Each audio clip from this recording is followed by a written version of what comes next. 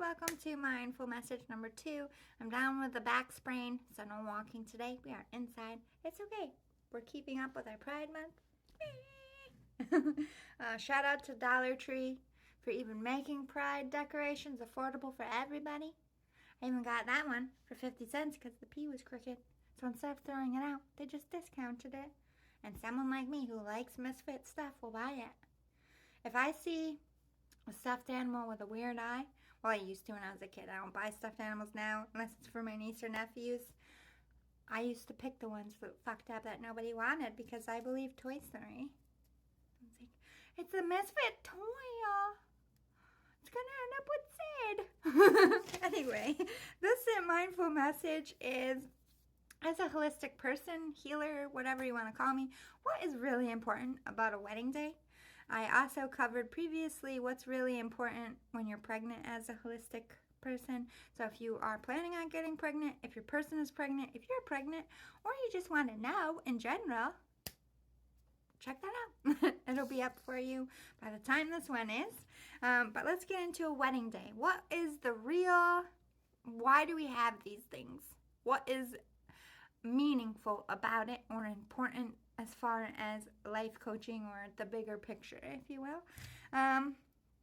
First of all, the most important thing is to create memories, not only you as a couple, but with your family. Because usually at weddings, the most important people that you love are all in one room on both sides. You're introducing your families, new people are meeting. This can set the tone of your entire relationship as a family. So if something happens at the wedding and your families don't get along, needless to say, it's probably going to be an issue on the holidays. So it is important to blend appropriately and to be respectful of both families and create this bond at the wedding so that your future as a couple isn't so stressful. Granted, I know a lot of families don't just usually mingle in one spot. You usually have to go to your parents for Christmas and their parents, and you do it separately. But just for one moment, imagine what it would be like if you could host at your house and invite your wife or husband or whoever's family, and you could do it all at once and have everybody in the same room like it would be your wedding day. That, I feel like, is the objective of your wedding. Not just to bring a union for you, but a union for your people, because your lives are blending now. And most of the time, by the time you get to the wedding, you've met most of their family, they've met most of yours, but not always. It's just about introducing the two now. So make that a point so that your holidays and your family stuff, when you have kids, you're going to have 2 sets of grandparents if you're lucky. You don't want to make this complicated by drama at your wedding. Anything you can do to avoid it, I would do that. The best things to avoid is not disrespecting someone's traditions. I know we get wrapped up in the fact that it's our wedding, and no, you shouldn't let anybody push in and change your day. But if they ask for something that's a part of their culture, it's important to them. And you should be able to honor both your religion and theirs in some way.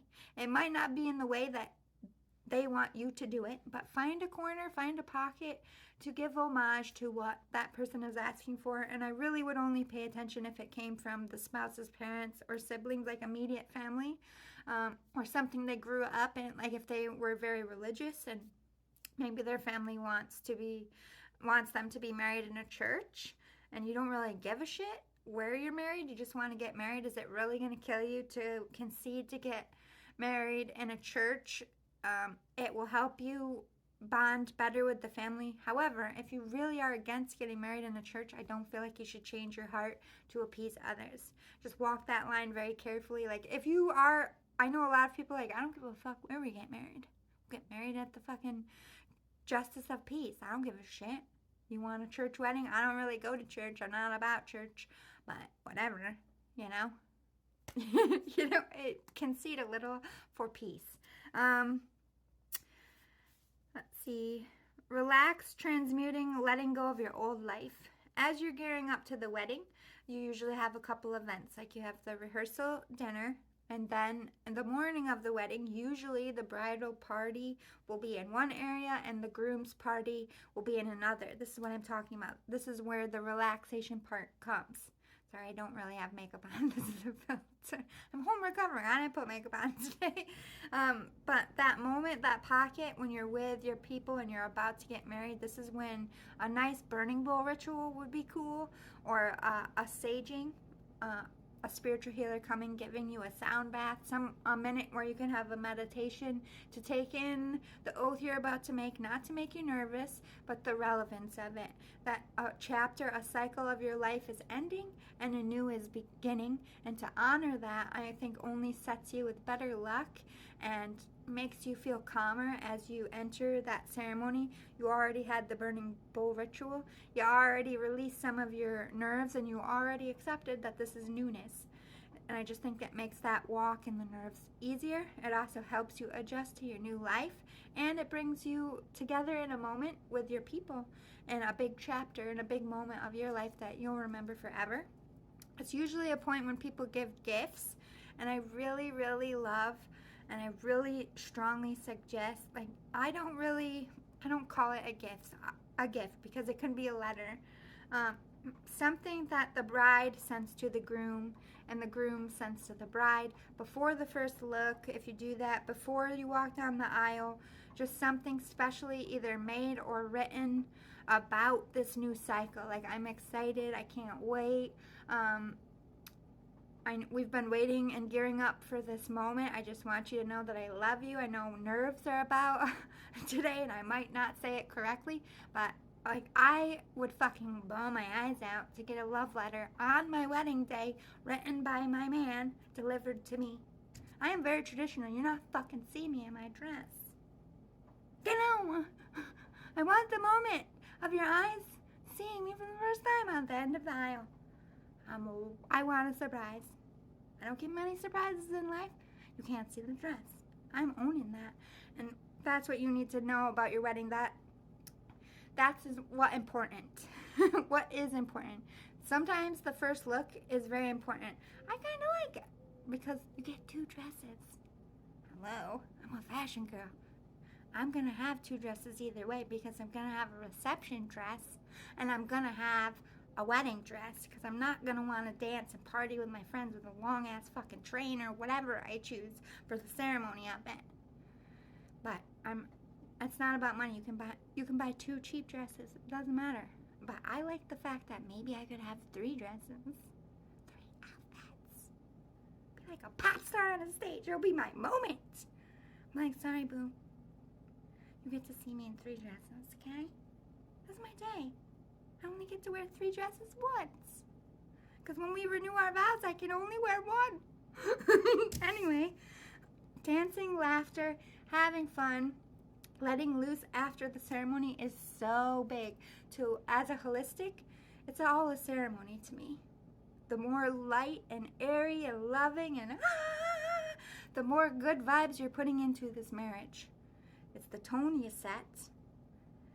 I don't feel like it's the fate of your marriage, because people get drunk and pop off at your wedding and it has nothing to do with you. And a moment will pass, and just let it pass, let it ride. Keep that high energy. You know, you and your groom and your immediate family should be like the rave you've always wanted to go. Like, fun. Like, the ceremony part of getting married is the traditional part where you literally are saying the oath. And as a holistic person, it's not about religion. It's not about speaking in front of people. You're promising your heart. You're promising to love them till death do you part, and that doesn't always work out for everybody. Don't let the pressure of that make you choke up. Just speak from the heart. I like people that write their own vows, but that's my own preference, because this oath has to come from the heart and the soul. For it to stick and for both of you to hold your lives and maintain it, it has to be important. Like I said, it's not about religion. It's about the oath. Be very certain and very sure the oath you're taking. And your oath could be your own way. It could be something funny. It's just you and your husband. Yes, you say words in front of a congregation, but the oath is sacred. And even if it expires one day, go with it with a pure heart and pure intentions, and your marriage will be better for it. The most important thing about your wedding day is to fill it with love. Point blank period. Love is the most powerful magic.